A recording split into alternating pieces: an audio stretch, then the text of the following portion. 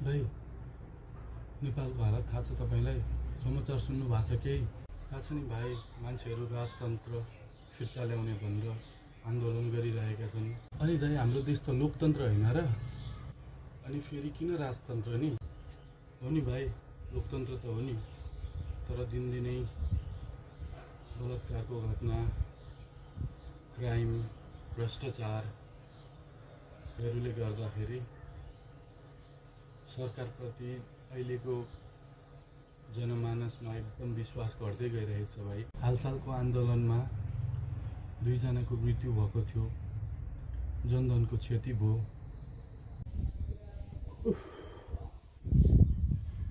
दिक्कलाग्दो अवस्था रहेछ भाइ।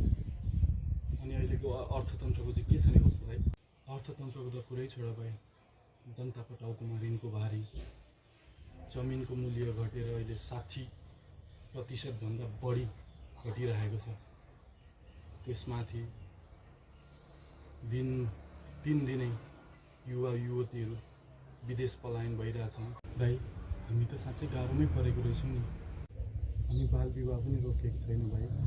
3 जना केटीमध्ये 1 जना केटी 18 वर्ष नपुग्दै विवाह गर्दछन्। भाइ यस्तो समस्या छ हाम्रो देशको, मान्छेहरू किन चासो दिँदैन?